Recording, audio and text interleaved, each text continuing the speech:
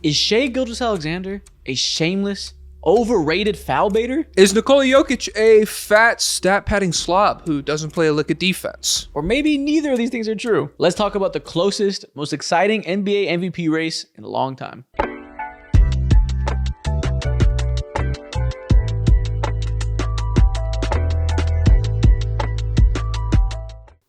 All this talk about who's the MVP. Whoa, I looked up. It looked like you're a Zoolander staring at me.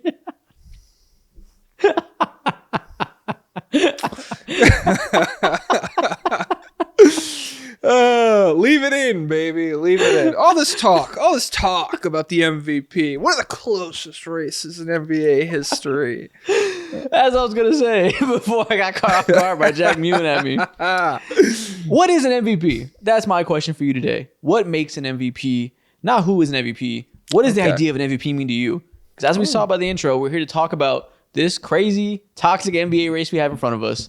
But before we even get into the case for Shai, the case for Jokic, etc., what is an MVP, Jack? I don't know. It really wavers year to year. I would say it's one of the most malleable awards in sports just because it's quite narrative driven and everything. But regularly, I would say probably one of the 2-3 best players on the planet, driven by a combination of stats, winning, responsibility, and a number of different factors. What does it mean to you? Yeah, no, I agree. It's a mixture of who's the best player or among the best players in the league, who has one of the hardest roles, they're most important to their team, and it's leading to good outcome, right? A combination of production, responsibility, and winning.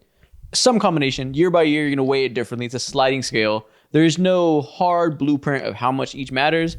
It's to the eye of the beholder, but everybody has some combination of those three things in which they decide upon, right?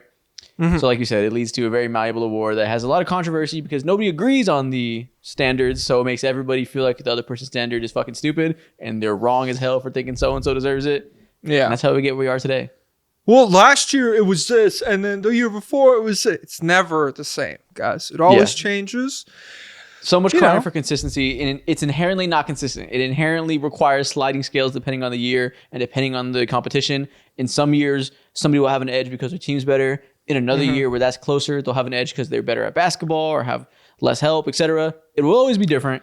So today we are here to talk about this specific year and what we think will decide this year's MVP winner.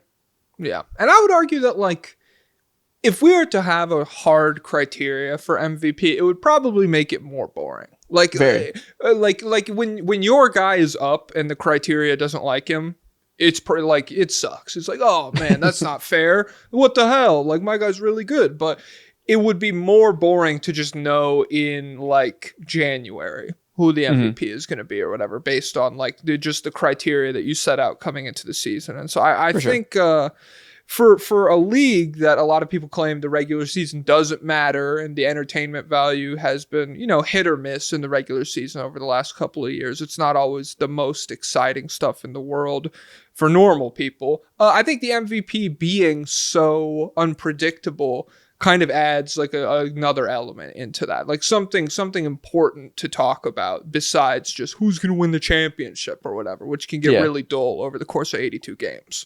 Even though the dialogue gets toxic, it's good for the league to have this dialogue be an ever-present part of the late season when, we could be in a mid-season lull because it's March basketball and nothing important's going on. So it's very good we have this. But like we said up top, it's a 2-horse race. Nikola Jokic versus Shai Gilgeous-Alexander is what it's narrowing down to. If you're a Jason Tatum fan, I'm sorry. If you're a so-and-so fan, I'm sorry. Giannis, you're having a great season. One of these two men will win MVP. We can say that with utmost certainty at this point of the season. So what we're going to do today is we're going to present the argument for both sides. Because I think, like I said, there's a lot of vitriol from fans of each that have convinced themselves that it's not a race. If you're a Jokic fan, you convince yourself that he's basketball god and nobody should ever touch the MVP again because he's in his prime. In the same way LeBron's fans felt whenever he was the best player in the league, so I get it. And if you're a Shai fan, you convince yourself that he checks every box, Jokic doesn't play defense, blah, blah, blah, blah, best player, best team. It's obviously Shai. Yeah. I personally think the reality is this is insanely close and it's pure subjectivity of what you value. So what we're going to do today is you're going to present the argument for Nikola Jokic, surprise, surprise, and I'm going to present the argument for Shai Gilgeous-Alexander. We're going to do both, come together at the end, and decide who we would vote for if we had a choice, Yeah, I would like it on the record. Isaac told me to do the Jokic case. I was never offered an option. Who's to say who I would have picked if I was given the choice, you know? I guess we'll never know because Isaac is kind of a totalitarian type of guy. You know, what he says goes. And I'm like, all right, boss, whatever, man. Shoot. Oh yeah, I'm sure you were crying about it. I'm sure you were real disappointed to have to glaze Jokic for about 25 minutes. It's probably. I'm sure it's gonna be the worst part of your day. Hey, it's terrible. I guess somebody has to do it. It's very difficult, but nobody has it worse than you. Okay, you go first. Obviously, we have a feeling of who's leading this race. We'll leave that until the end of our thoughts. But you can start off. What is the argument for Nikola Jokic to win his 4th MVP? Okay. I feel like the argument for Jokic winning the award is probably Jokic being so good that he pastes over problems on the Denver Nuggets team and kind of propels them into a tier where they really shouldn't be otherwise. And I feel like it's not always super fun to like detract from what the team has been. That's one thing that I've seen in MVP discourse lately is like, it's annoying how the conversations can often devolve into just like, well, who has the worst team? That's the MVP. It becomes slander for the sake of praise. You're like, look at this guy's bench. Those guys suck. Of course he's MVP. But I know your point. Najee's just like, yo, dude, what the fuck? You know? I'm like, hey, sorry, man. So your general first plot point is that this is a case based on carrying and having a carry job where he's rising tides and has an exponential piece of the pie compared to most players when it comes to what makes a team good. Yeah. I would say carry might strike people the wrong way. It's a pretty harsh term because like carrying, you're like, none of these players are any good at all. I would just say he is taking a good team, a solid team of supporting cast members and putting them into a tier where I don't know if anybody else in the league could really do that. Like if Shai, it's unfair to be like, if Shai was here and Jokic was there, what would look like what? But it would be pretty unprecedented with Shai's career to like move a team up this much. So the first thing I want to talk about is net rating, net swing type shit. I'm a huge advanced stats guy. It's my favorite thing in the world. I mean, there's nothing better than a good spreadsheet. It's the What's Zach Lowe say? The Vorps and Schmorps? Hey, the Vorps and Schmorps, baby. The kitchen sink, the LeBron, the Raptor, the fucking... Hey, I don't know. I don't have a fourth one off the top of my head. But the net swing here is per cleaning the glass, which filters out garbage time. Nikola Jokic, the Nuggets on with Jokic, they are a plus 12.2. The Nuggets with Jokic off the floor, they are a minus 10.9.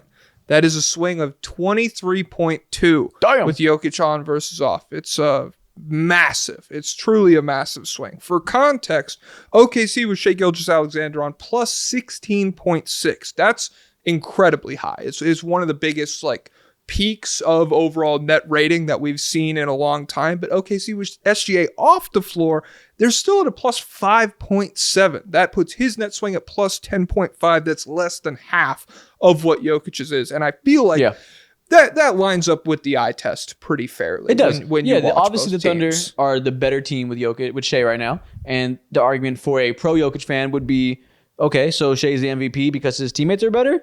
What the hell? That's stupid. How is that doesn't fair? make sense. How is that fair? Yeah. This is literally cheating. Oh my God. And again, right now we're giving the argument for Jokic. We will talk about that when we get the argument for Shai later. But from a Jokic fan perspective, I do understand this plot point. I don't think it's disrespectful to say Jokic is doing an all-time carry job. Offensively, it is. This is the MO for Nikola Jokic. This is his style of play. This is what makes him so special. You surround him with complementary players that aren't creators because you know you want the ball in his hands to make the decisions and be the guy that rises all tides, right? Yes. He's currently, you looked at the net swing with him on and off the court? Bro, the team's offense is 24 points per 100 possessions better with him on than him off. Just offense. I didn't look if that's the highest of all time, but I'm almost fucking certain it is for a player of this sample size to play this many minutes. That is unfathomably huge. I'm pretty certain LeBron's never had anything close to that. 24 is ridiculous. Now, and defense doesn't match that, but offense. Well, it doesn't count either. It's not important, you know? Yeah, yes. It's an offense-based league. The Jokic side. Rudy Gobert is MVP. Shut up, dude. Come on. Let's go. Yeah, the fact that this team lost KCP, they didn't have a good start to the year for Jamal Murray, typically don't. And Aaron Gordon's been in and out of the lineup. All their bench signings have missed, have been complete stinkers for the most part, value-wise, so the money they're given. You've just kind of seen the decimation of this roster along the margins year by year. So the fact that they're vying for the 2 seed, despite the fact that they have no path to being a good defense whatsoever because they have no point of attack defenders, and the fact that Jokic is having such a brilliant offensive production season that he can have them in the race for the 2 seed, that's pretty goddamn valuable. Yes. And offensive production, it's a good strong point to talk about with Jokic. He is on pace to become the first player in the history of the NBA to finish top 3 in points, rebounds, and assists per game. I'm surprised he's never done it before. I guess he hasn't been top 3 in points before, has he? Yeah, no. It's a level of scoring aggression that night to night hasn't, like, we really haven't seen from him. And as the team has improved over the course of the season, his scoring aggression has needed to be less and less. But there was a point in this year where he was like a legit 31 points per game, and they were like desperate for him to fucking score the basketball. Which is crazy because he's been on the caliber of being one of the greatest offensive players I've ever seen for years now. And this is the year where he has his best output and does this type of trajectory for the first time, like you said. This is the year where he shoots over 40% from 3 and becomes a sniper on top of already being the most dominant paint threat with his touch and offensive rebounding. Like, there is something to the fact that the best got better. And if you gave him and he just had that quote. He just had that quote where he was like, hey, no matter what the voters think, I am playing the best basketball of my career. And I totally agree. Correct. At least from the offensive perspective, I'm sure the defense will come up later in this episode, but from an offensive perspective, like a genuinely unsolvable problem for the vast majority of the league. Definitely. And that's what it's been, right? So if you've given him MVPs in past years for being the best player in the world, for carrying, and now he's better than he's ever been and carrying more than he's ever carried, I understand why that screams obvious MVP to people.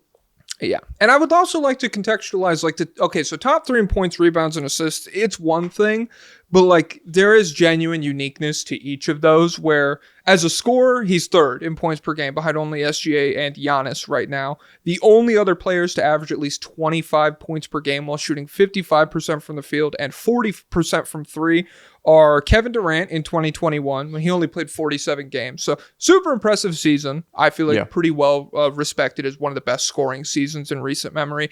And then 2013 LeBron. So it's Kevin Durant, and then it's like arguably the best version of the best basketball player of all time is the only other person to match that. In 2021, Kevin Durant was also referred to as the best player in the world that year, as that was like a common sentiment that like, oh, he's earning that because LeBron's taking a step back or whatever, which whether it was true or not, he was playing so well that post Achilles, he was getting some drumming of being the best player in the world. So he cut his toe off. He's an NBA champion, baby. Yeah, there you go. It's obviously great company to be in. That's pretty crazy, especially because what makes Jokic special and what's made him special for years has never been volume scoring. So the fact that he's also now in this era where he's clearly been the best passing big man of all time for years now. The conversation is really like, is he one of the best passers of all time, period? And now he's having an all-time scoring season that only 2 other guys can compete with in terms of volume plus efficiency. That's pretty goddamn special. Yeah. And it feels like we're numb to it because I feel like we're saying this and we're not really reacting because this is just the Nikola Jokic MO. But this is absolutely insane. Yeah, it's tough because I feel like a lot of the people who would be willing to embrace like Jokic as one of the best scorers in the league, on the shorter list of one of the best scorers of all time, really. I feel like most of the people who would embrace that because of this season were willing to embrace it when he was like 26 points per game and just taking big steps up in the postseason. And anyone who doesn't want to embrace that, this really isn't going to move the needle for them that much compared to the other shit that he's already done. But it is just nice from a historical perspective, no matter what happens this season, we just have it. Okay, confirmed. Jokic can average 30 if he wants to. Like it's well within the realm of possibility. As far as the passing goes, best big man passer of all time, probably like one of the 5-ish best passers of all time. He's 2nd in assists per game behind only Trae Young this season. The only other players to put up at least 28 points and 10 assists in a season since 1973 are Russell Westbrook and James Harden. And Russell Westbrook and James Harden Would you consider them, super duper efficient scorers? Harden, maybe not he was like, I think both of them were 55% true shooting in those respective seasons, whereas Jokic, like 66% this year, 64%, something like that. Yeah, I don't know what year of Harden it is. He's had efficient years, but he also had the most difficult shot diet in the goddamn world. So obviously they do not have the scoring efficiency that Nikola Jokic touches. It's a different stratosphere of just every time down the court, you're going to make an efficient play that is consistently leading to high-level offense without having to rely on tough shot making in a way that is like prone to going cold for stretches. That doesn't exist with Jokic. It's everything is high floor and high ceiling. You're not going to have 27 straight missed threes on his team because he's not relying on difficult shots of that nature. He's going to get in the paint and take a easy floater repeatedly while also dishing 10 assists a game. Yeah, it's crazy. It's insane. He's so good. Oh my God. Guys, comment Jokic is so good right now. So you got him going. People have been asking, when is the Jokic Glaze episode coming? Here you fucking go. Hey, here you go. Well, it's just tough because like numb to it is a really good word where it's like I feel like I've known that Jokic is capable of this level of offense for years. And there's just like one of the big drawbacks with him is the maybe like up and down aggression throughout the course of the regular season, where his averages take a hit because he's totally cool with scoring 8 points in a 20-point win or something. Like he doesn't give a fuck about any of that. And so he isn't always like he winds up having very impressive stats, but at the same time, as someone who's just watched pretty much every game for the last 3 or 4 years, his stats were never being maximized. And this year, I think we're a step closer to the max, like the ceiling of what he could do, like on a night-to-night basis. As far as the rebounding goes, obviously one of the best rebounders in the league, one of the best like self-tip guys in the league as well. Just incredibly difficult to keep him off the offensive glass. He's third in rebounds per game behind only Domantas Sabonis and Karl Anthony Towns. And he would become the only player in NBA history to average at least 10 rebounds and 10 assists with less than 4 turnovers. So it's a level of, and not a level, it's a combination of high level play in different areas of basketball that we really haven't seen before. And even the closest player there is obviously Westbrook's MVP season, 30, 10, and 10.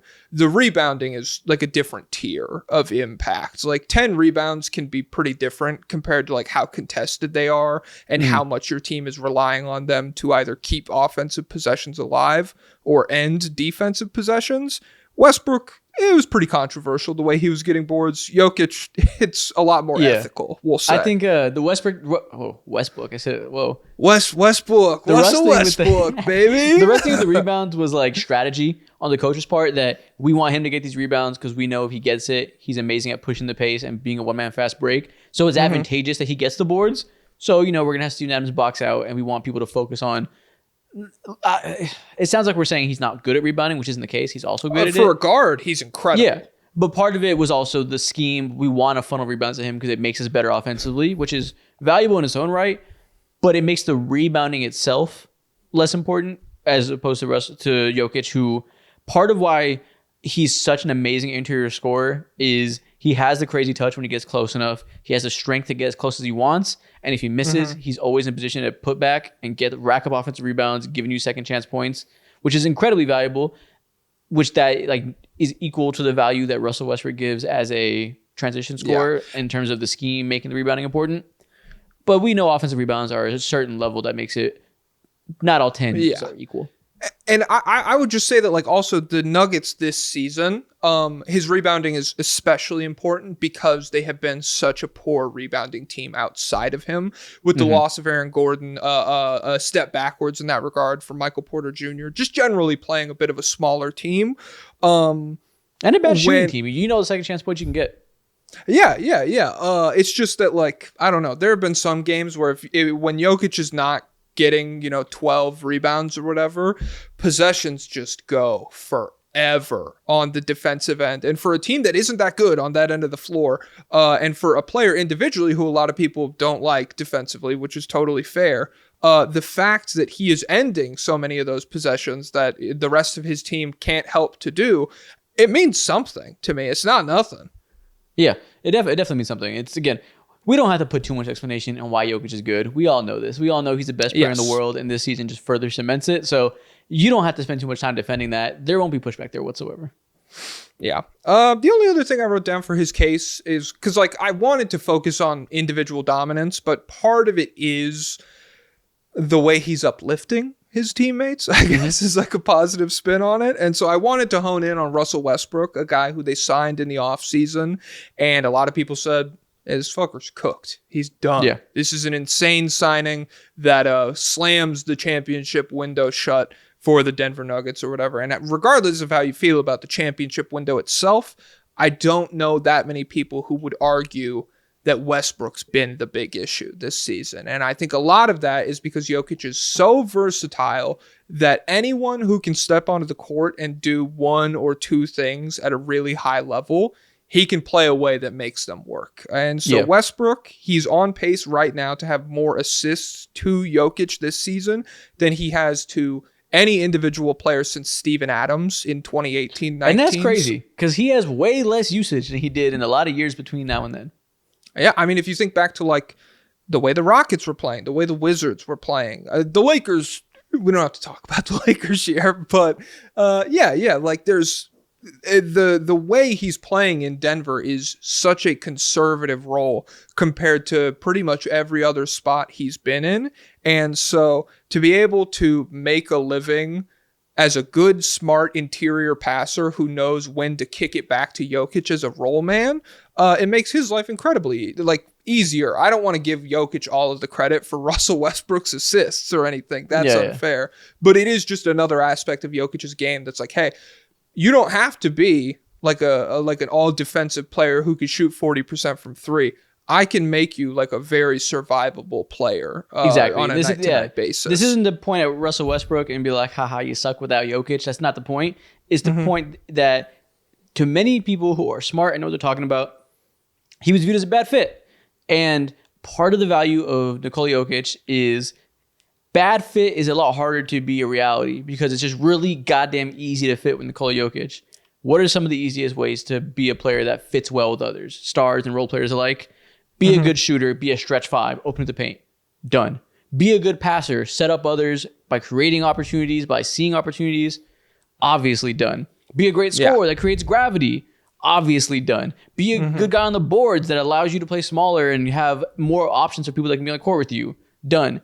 He just checks every box needed to be a player that complements others. So even people that are perceived as being some of the hardest players to fit around in NBA history, like an older Russell Westbrook, doesn't really matter because Jokic will find a way to make it work by just the nature of the value he brings. And I would also say, like, when you talk about playmaking, I think there's been so many great playmakers throughout the history of the league. What stands out to me is like super unique to Jokic. I feel like he's probably the best at generating dunks and layups off of cuts out of like anybody. Like it's like Magic Johnson in the fast break and then LeBron is a lob passer maybe. It's an incredibly short list of the best players of all time. And so when you talk about guys who are good passers, maximizing guys who aren't necessarily great shooters or whatever, and I know Westbrook has shot the three pretty surprisingly well this season. Westbrook can exist on the floor very easily because he's a great cutter and Jokic knows like how to find him on cuts, knows how to get him for layups. That applies to Michael Porter Jr., really good off-ball mover, even though he's a good three-point shooter. That applies to Christian Brown in transition, one of the best transition players in the league this season. Jokic is incredible at getting the rebound and kicking it out to him into open spots and in the half court as a cutter. So, so we've said a lot of things. We've done a lot of glaze. What summarize it, the final thesis, why is Nikola Jokic your MVP? I guess so. Nikola Jokic is my MVP because he's taking the Denver Nuggets into a tier that roster-wise they really don't belong in. He is taking not a cast of misfit toys by any means, but a cast of solid players. And when he's on the floor, the toys have some rust on them compared to a couple years ago, and he's still spit shining, making it work. So I understand. He's carrying. Hey, when Jokic is on them, they look like brand new toys. I'll say that much. And so it's not like taking them to all-time great levels, but it's just making a team that is okay into a very, very good team. On top Yeah. of incredible, like the best stat line I've ever seen. There's also that. Best individual 29, 11, and 10 or whatever on 43% from three with volume is crazy. There's an argument that is the greatest offensive season anybody's ever seen from individual player, and that's not really gas. Maybe it's not true, but it's not outrageous to say so. So you're saying your argument is that the floor raising, the value he provides from what they'd be with or without him, plus just being better than everybody else, that does it for you? Yes. There we go. I mean, yeah. What do you want? He's also like handsome. He got a cool haircut the other day. You saw that post? I saw the post, babe. They got fucking nuked by the Wolves. We don't have to talk about it. Who cares, man? This is Glaze. I'm not here to be realistic. Before we move on to the Shai section, I want to do a quick little thought experiment. Okay. We're talking about this guy. And for years now, I think he's been on the level of being one of the best offensive players of all time, very clearly, right? Mm-hmm. It has, maybe I shouldn't say very clearly, because I think some people might not agree, but we are of the opinion that Nikola Jokic is one of the greatest offensive players to ever live. Yes. Where does he rank? Is Nikola Jokic a top 5 offensive player of all time? Like, what is our top 5 of offensive peaks to ever play in history? I don't know. I don't have a list written down, so this is going to be spitballed here. So it feels safe to say LeBron. We can go him number 1. Yeah. Check him on there. Most well-rounded player, most gifted athlete, plus passer, plus scorer, plus versatile bag, all that. Now. Now.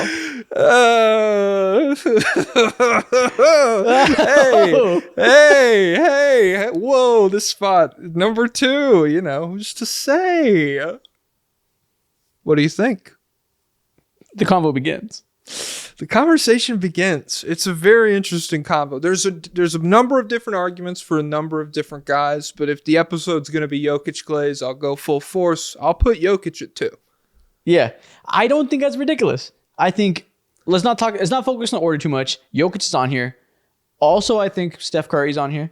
Yes. 2016 Steph Curry. He had a true shooting percentage that's like 12% better than league average at 30 points per game.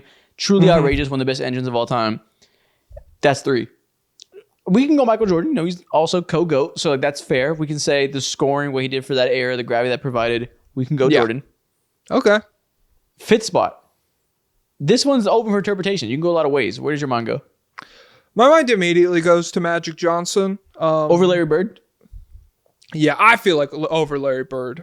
Maybe you lose like a little bit as an individual scorer. You lose a fair amount. You lose a lot. You lose a fucking lot. You lose a lot as a scorer. It's fine. I think Magic, pretty damn respectable scorer at the same time, just because he's not one of the best of all time. And I feel like his ability in the open court as an engine, especially when you don't try to like transplant it to different eras and you just kind of accept what it was in the 80s with the way basketball was played. I think it's one of the best, like most hand in glove fits as far as like type and era ever goes. We can go Magic. When you adjust for era, he's the best passer of all time by far, in the same way that Curry's the best shooter of all time. Like, they're head and shoulders above everybody, and his playmaking created so much value for creating open shots in the way that era was played. I'm cool with Magic at 5. Yeah. And if like, I don't know how much people care about this, but like the way we talk about Jokic right now is like, holy shit, we've never seen this guy do these things or a guy this size. Magic Johnson was a cryptid in the fucking 80s, bro. Like the idea that like a guy who's fucking 6'9" and can run like a deer is throwing passes the way that he was. A fucking witch. Like burn him at the stake. No, like it's one thing for Larry Bird, who I love, and like he would definitely be on the short list still. There's just like a level of realism to it all where like, more limited athleticism to some degree and just a bit more methodical play style. Whereas like the way Magic moves is one thing. And then like you see the plays that he makes. It's just like, how did he even imagine to do that? It's so crazy. There's a jovial nature to it. So yeah, shout out to Magic, man. Yeah, he was a godsend, I'm sure. I made a joke on Deep 3 that the 80s mind couldn't comprehend Magic Johnson. They didn't have internet. All they had was Golden Girls and local news on TV. So to tune into NBC and see Magic Johnson running around doing all the things he was doing must have been mind melding. Imagine ripping fat line in the forum and then going to the fucking Showtime, baby. Michael Cooper's dunking all over everyone. That's gotta be a crazy feeling, man. That sounds like the 80s wrapped up in a one sentence. Yeah, absolutely. Yeah, shout out to Dr. Bus, man. All right, man. So that's the Jokic case. Mm-hmm. It is a good case. In most years, as we've seen, it is a safe assumption that in most years, Nikola Jokic can, and the numbers say will be the MVP if he's if he was in disguise, if he didn't have 3 trophies already, who's to say what would be what? But it's fair, you know. Perhaps voter bias. Voter fatigue is finally hitting him after not hitting him for so many years. Mm-hmm. Regardless, I'm going to give you the case for Shai Gilgeous-Alexander, who I think will win it. I think he's probably the favorite right now. Whether we think it should be the case, we'll see by the end. But I have a feeling the voting base will decide it to be Shai, and I don't think it'll be robbery. You know, everything you said was valid. Jokic has an extremely, extremely good case. Shai has equally as good. The point of this video is that these guys are ridiculously close, and I know the Jokic fans that click this video, you guys roll motherfucking deep. You are going to love the first half, and now you're going to come up here, you're going to call me a goddamn moron. Calm down. You know they won't.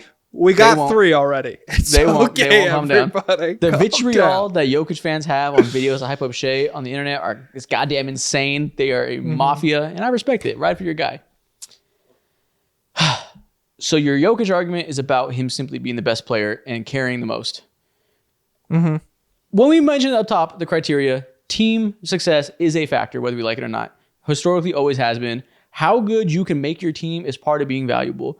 The ceiling raising is equally, if not more important than the floor raising. Always has been.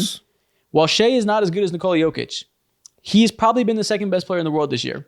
If you want to give Giannis his credit and say 2, fine. He's 3, and he's in the same tier as the other guys in terms of peak value and being the guys in the league. He is not far behind. It looks incredibly different, but in terms of individual play, he is as close as you can get to being the best player in the game. Jokic is obviously just like maybe the best offensive player ever, so we're going to give it to him. Mm-hmm. But Shai is certainly playing on that level that obviously his case is centered on being the best player in the best team, right? That's historically a strong argument. In some years, when that argument is pushed forward, it's met with an eye roll these days because we've been seeing players like Joel Embiid, players like Giannis, and obviously players like Jokic be so tremendously gifted that when somebody tries to push forward this best player, best team argument for somebody like Jason Tatum, Devin Booker a few years ago, whoever it may be, it's like, hey, get this guy the fuck out of here. These guys just simply aren't on the same level of these gazelles running up and down the court doing everything. This is not one of those years. Shai is absolutely the caliber of player that isn't here just because of the team, right? Yeah. No, like I think the way I've thought about it for a long time is that I didn't want the MVP to get like reliant or whatever, or just like depend on, who has the worst team? That's the MVP. Who's doing the biggest carry job? That's the MVP. But at the same time, I always felt like if your guy's the MVP, you don't have to look around in mid-March and say, why aren't we talking about this guy? That's just never been how it works. And so I've always felt like the best player on the best team argument would just kind of naturally make its way back around when a guy worthy of the case who truly had a regular season where he was the difference maker between solid team and all-time great regular season team, then we would get here. And I feel like that's where we're at with Shai. Correct.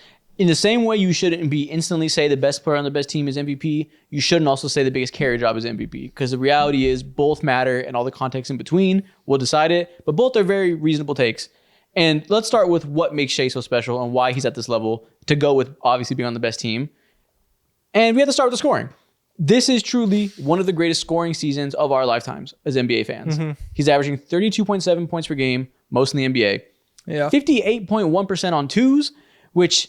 keep it 58% for a point guard that is not like a dunk man. 58% for a jump shooter is absurd. 37% from 3 on 5.8 3-point attempts a game, which isn't a volume that he's touched before. This is a new addition to his game. The 3-point rate is much higher. And 72% at the rim, which is equal to what prime LeBron James was doing. Obviously, different era. And only 26% of these shots are assisted. So a good amount of on-ball creation, but also that's not, I'll show you guys some comparisons. 26% isn't insanely high to where he's like heliocentric for that word. he has an off-ball game that's a nice in-between number that you'd want to see for a player of this caliber. Yeah. For context, I think Jokic is like a 45% split, where he's a lot more assisted. He's a big man, and that, like, obviously that comes with like roles and everything, but just the sheer level of, like, you know it's coming, you know the isolation is going to happen, you know pretty much every trick in his bag, you know the arsenal, and you still can't stop it. It's a very short list of guys who have ever had as dominant of an individual scoring season as Shai is currently having. Like, he was already, for the past several years, he's been the best slashing point guard in the NBA. His driving angles, how low he gets, obviously his ability to draw fouls, which we'll talk about, I guess. All of this has made him a downhill, just unstoppable threat.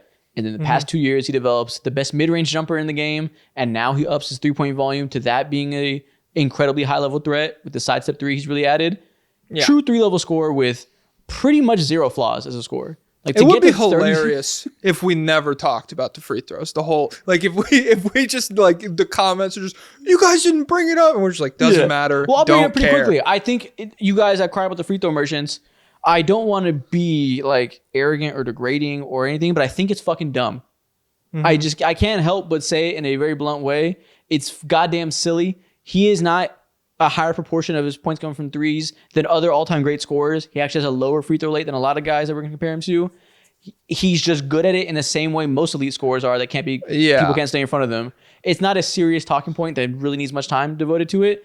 I get why aesthetically you guys don't like it, whatever. You guys just need someone to get your hate off on because Joel Embiid isn't around anymore and James Harden isn't around in that degree anymore. It's not a serious argument that has any credence. I mean, just genuinely go watch Prime James Harden. Because, like, a lot of people they don't remember it or they didn't watch it, and it's fine. I'm not someone who judges you based on how long you've been an NBA fan. Of course, but not. Like, if you're sick of the shit that he's doing, that Shai is doing, I really need you to contextualize it with how bad things have gotten historically before. This is not shit. Go watch Kobe Bryant. It looks different because the new meta for being good at drawing fouls is drawing them in the lane. And really the thing that James Harden pioneered, when the defender grabs you, you go up, so you go through their arms, and they do foul you. It is a foul, but because you're so hard to guard, they reach in late, and you take advantage of that, right? Kobe Bryant and Dwayne Wade got so many points off of pump fakes, making you jump and then go up. That is foul baiting. It looks different, and for some reason you guys don't hate it. You would have if Kobe was playing today. You just weren't around back then to cry about it. It's always been a thing. Getting to the free throw line is an imperative part of being an efficient scorer. So many guys that are young and trying to make the leap are held back efficiency-wise because they don't get to the line reliably. It is not just part of the puzzle. It is an essential part of being an efficient scorer. You have to be able to do it or you won't be a true top-tier scorer. And that's reflective. 64% true shooting on this volume is amazing. And the free throws as a weapon is part of that. Yeah. And really on the shot diet, it's crazy. It's not just the volume. It's like...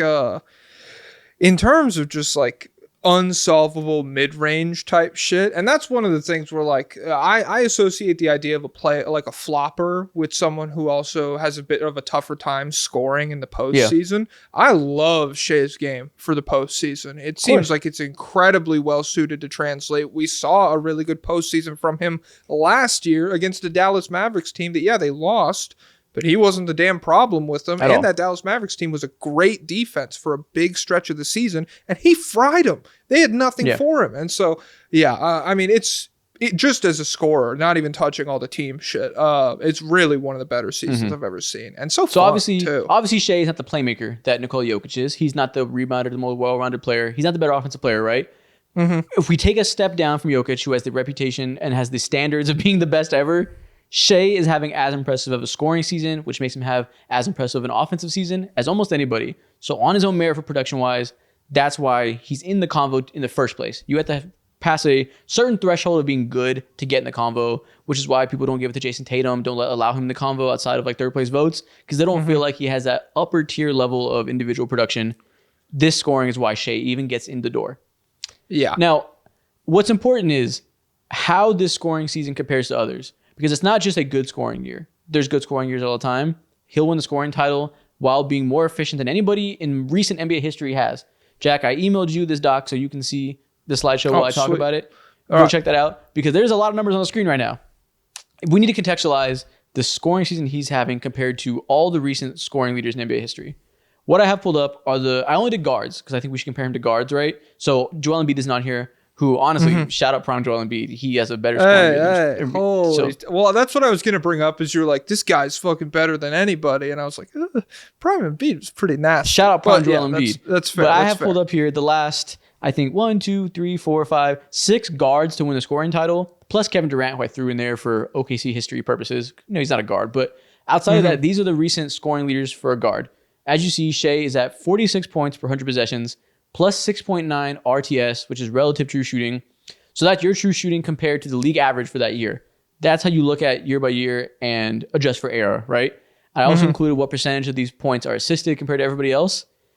He has the second highest point total on here behind 2019 James Harden, who had 48.2 points per 100, which is obviously goddamn ridiculous. And Shai had a higher relative true shooting, in part because he has a better off-ball game and his shots aren't quite as difficult as James Harden's were, as you see by having double the assisted percentage. So at the top of the volume already and more efficient than the guy with the most volume, you look at the other guys who are more efficient, who have better than 6.9, it's Steph Curry. It's only Steph Curry and then Kevin Durant, who I threw in there, isn't a guard. And he is upping the volume of those guys even brought together. And those guys all had 50% or higher assisted percentage. So his shots are more difficult than them, and he's higher volume than them, and they're the only guys that can replicate the efficiency. So there's really no combination of people that have better volume and better efficiency than he does.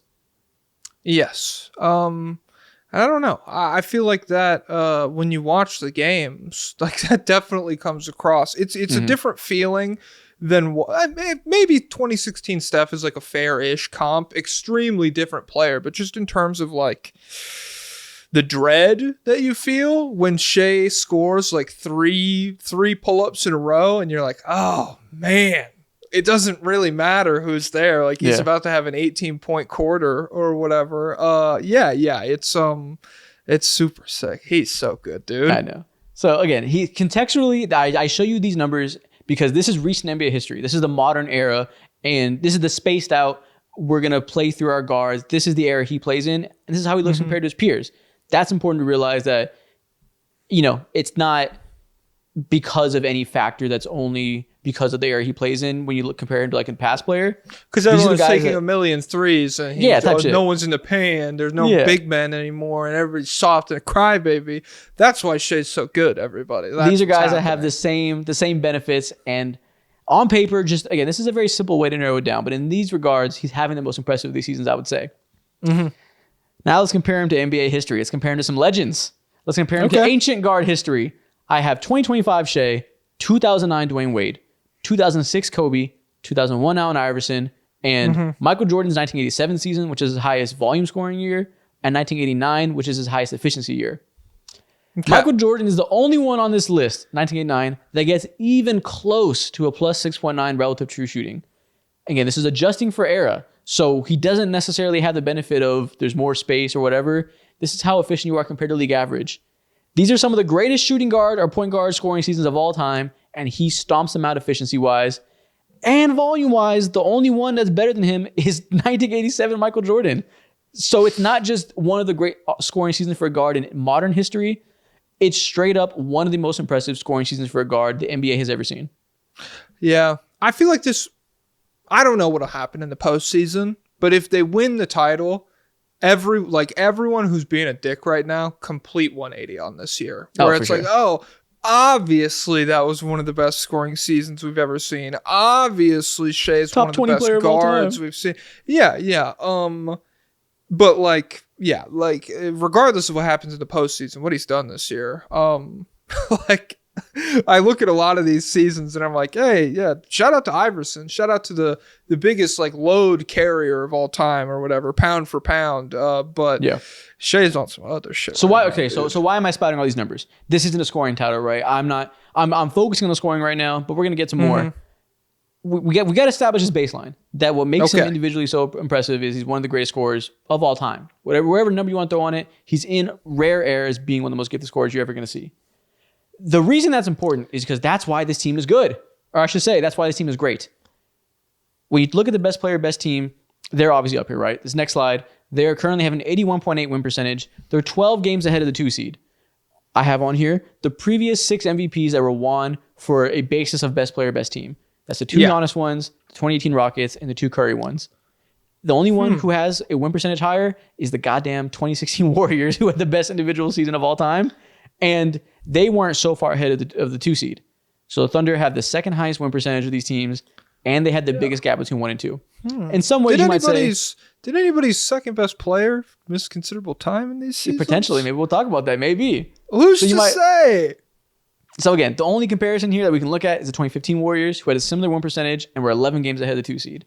And in some regards, it's not super connected to the team that this 2 seed sucks, because like, for instance, the 2016 Warriors were only 2 games ahead.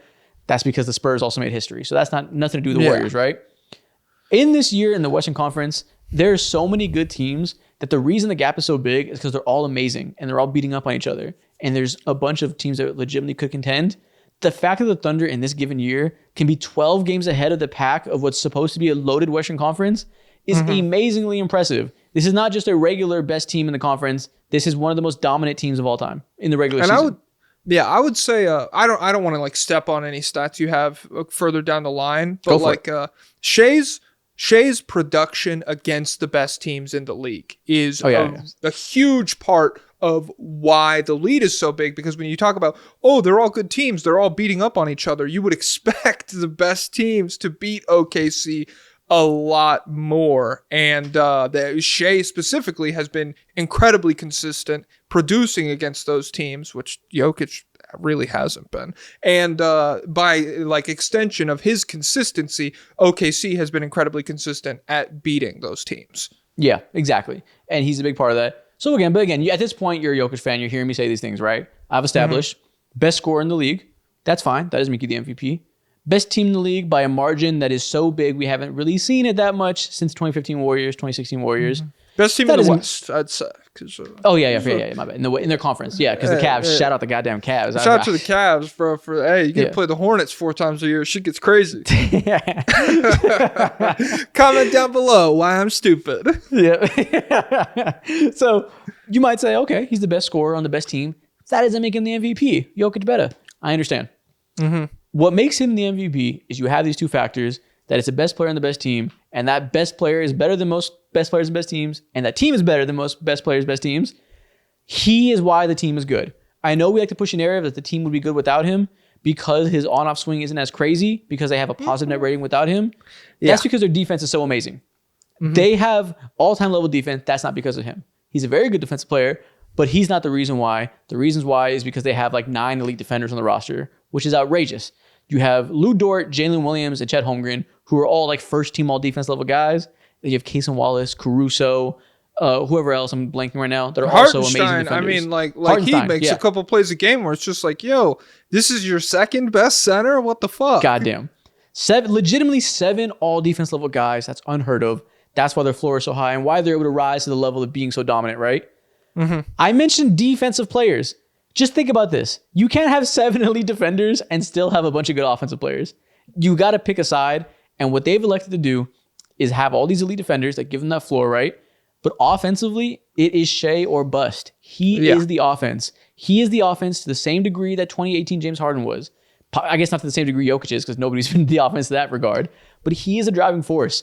They have 2 players on this team that have an assist percentage over 20. Him and J-Dub. That matches the eye test. They are the only 2 players on this team that can dribble, that can create for themselves or for others. They are so utterly reliant on Shai, because shout out J-Dub, as great as he is.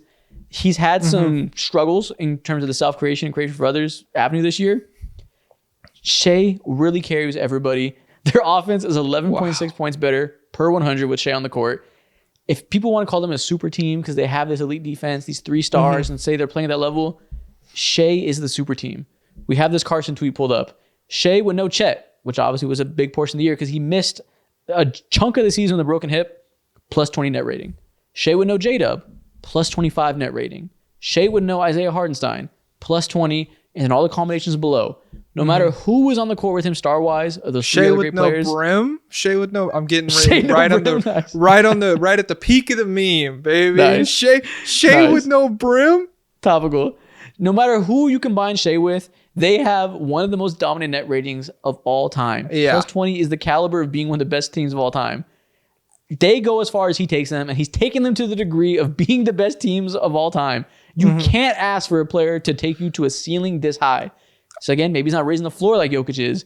It's impossible to raise his ceiling higher than he has. Yeah. And I would say that the two offense and defense blend together a lot more than a lot of people would like to admit.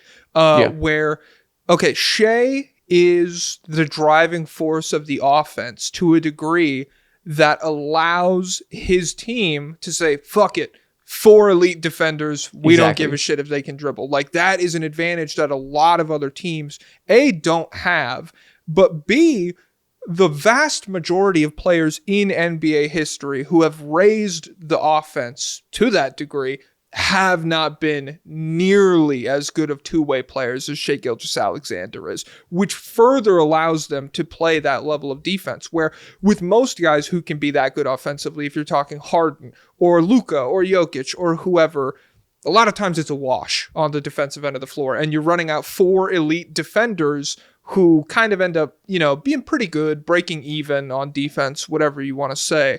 But with Shai, he raises the offense to that degree. You roll out 4 elite defenders, and all of a sudden, you're one of the best defenses of all time because he is still incredible on that end of the floor. Exactly. He is people don't think about this because he's not an all-time great passer. He's a capable passer, but he's not blowing your mind away with these crazy reads, 10 assists a game. It doesn't matter because his scoring gravity is so insane that he provides the same advantages that these guys like James Harden, who are the scoring passing combinations.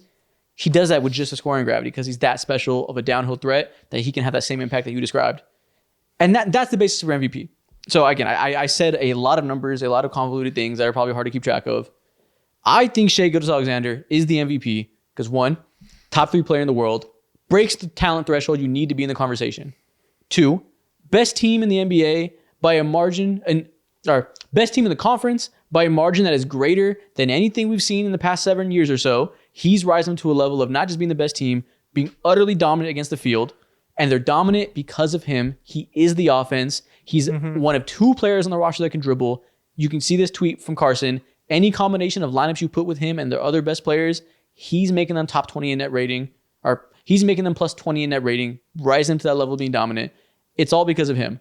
It's not just because he's on the best team. He is the best team. He makes them this good. Without him, they'd be solid, but with him, they are all-time amazing. The level of ceiling raising is truly all-time great. Yeah, and I'm sick of like I said at the beginning. It's not a death sentence to have a good team in the MVP discussions. Yeah. All it takes to win the MVP as best guy on best team or best guy on great team is to have a season worthy of the award. And this is the first year, maybe the Harden year, but like really jumps out since like Steph Curry in 16, where it was like, hey, they're the best team because of this guy, and he deserves to get the fucking trophy. So yeah, there's no argument that he's being carried. This isn't the 2017 Warriors. This isn't even Jason Tatum playing with 3 or 4 other all-star level guys. It is so clear that Shai is the reason this team can exist, that you remove him, even if they can win some games without him, they aren't sniffing the heights he's taken them to. And that is fully worthy of an MVP, no matter what you feel about Nikola Jokic. Yeah. Shout out to Shai, man. So, you presented the Jokic argument. I presented the Shai argument. To me, those are both pretty damn good arguments. They're both pretty good. In most years, they would win. So, who was our MVP pick? Now we have all these contexts. Who would you actually vote for? Sacrilegious. I would vote for Shai Gilgeous-Alexander. I would do it. I avoided some of the bigger pitfalls of the Jokic case in my argument. They haven't. The fact that he makes their defense worse when he's on the court, and that Shai is a good defender, and that Jokic has had some recent games in the narrative realm against good teams where they got beat in the most clutch situations, like against the Timberwolves yesterday. When these motherfuckers are on national TV, they stink. I don't know what's going on, dude. That's tough. Shai just keeps dropping 40 and keeps beating all these important marquee matchups. Maybe that matters. Maybe no. Yeah, I do. A lot of people will be like, it's voter fatigue. Maybe that plays a part in it, really. But more than anything, I feel like March basketball consistently is the most important basketball in an MVP campaign. And people can argue whether or not that's fair, but no one gives a shit what you do in November. No one cares about December. It never matters. And so once you get here, and if you're not playing the best basketball of the season, it's going to be really hard to convince voters to give you the award just because of recency bias and everything. So I would vote for Shai, and I think Shai is going to win. Yeah, I agree. I feel pretty certain he's going to win it unless he like gets hurt today and misses the rest of the season and Jokic has a strong final push. Yo, what is his? I think he's at 63 games right now. Imagine. Oh my God. Like, that would be terrible. And like, that would be horrible, but that would be one of the craziest things I've ever seen. Yeah. And I don't have a problem with if Jokic were to win, but I'd want to go Shai just because the nature of ceiling being important. I think in recent years, probably because of Jokic, we've grown accustomed, or really it's because of Russell Westbrook in 2017 setting the modern precedent of carrying a team to like a high floor, being incredibly impressive, which it is, right? It is valuable and it is worthy of MVP in whatever year, depending on who you're going against. That makes Jokic have an MVP worthy season, just like Russ did. If Russ was going against Shai Gilgeous-Alexander, I think he also should have lost. This is just one of those seasons that if you're going to have the best team in the league, for the regular season that is, and you're the reason for it, that simply is more important than being able to raise your team to a floor. End of the day, you're playing to win a championship, and the OKC Thunder are in an incredibly good position to win a championship. That is what the game is about, and he's the reason they're in that position. If you're going to you're going to split hairs between these two equally impressive roles, I'm going to go for the one that is more in line to win a championship. Yeah. I'm also cool with it because, like, it's such a setup if Jokic wins it. We're like, hey, shout out to the win over the Thunder the other day where Peyton Watson shot 100% from three. But I really don't know how much of a true contender the Nuggets are. They're pretty firmly outside like the big three in Boston, Cleveland, and Oklahoma City. And so if Jokic gets the award, like, the way people are going to be expecting the Nuggets to go in the postseason is going to be a lot different than the reality, I think. Imagine he wins his fourth MVP and they lose in the first round of the Timberwolves. Hey, man, there's sometimes life is bigger than basketball. Sometimes I just, I got other shit going on. I probably wouldn't watch it. The sun will shine the next day. I will rise. Life will continue. I saw him blow a 20-point lead in Game 7. How much worse can it get, baby? And you know what's funny? Jokic receives no flack for that. He is anti-criticism. It's so funny. And listen, as a Jokic fan, I'm not going to be the one to give him flack. He's my favorite player. But I mean, those it's tough because it's just like yeah. Was it a perfect game from Jokic? No. And then you look around, it's like KCP, Michael Porter Jr. You guys shot 20% for the series. You're the Spacers. Come on, but God. whatever. I'm coping. It's cope. That's all it is. Shout out Cope. Shout out Shai Gilgeous-Alexander. Shout out a good MVP race, man. It's always going to get toxic. It's always going to just like end up just evolving into race relations on the timeline. But either way, we're witnessing two truly special seasons that are both worthy of MVP. So I'm glad it's not as toxic as the Embiid years because that was fucking insane on Twitter. Yeah. Oh my God. But again, the vitriol is not necessary for what we're witnessing. Both of them are very good candidates. Yeah. And not to be let's all have fun, guys. Not to do that, but like you're witnessing NBA history on two regards. Appreciate the shit because it's not going to be here forever. Well, yeah, I don't know. I just that's how I know Stephen A is faking when he be yelling about this shit. Cause it's like, I care about it. I'm passionate about it. But if you want me to get up on the fucking table and be like, you're a dumbass, you don't know what you're talking about. That's never going to be me, man. Like it's just two great seasons. Shout out to both of them, but especially shout out to Shai. Shout out civility. And I'm all for passion. You can be outraged if it's like a real thing to be outraged about. Like if you're not getting your just due as a fandom, I get it. This is just not one of those times. You're not being robbed, Jokic fans. If somehow Jokic won it, it wouldn't be a travesty. It'd be surprising, but it would not be just like ring the alarms, NBA's cooked forever. Like both outcomes would be fine. Yeah. Now Luka last year. Guys, comment down below how you feel about that. Yeah, comment Luka was robbed if you're still here. Yeah, there you go. And we'll see y'all next week for another episode. Adios.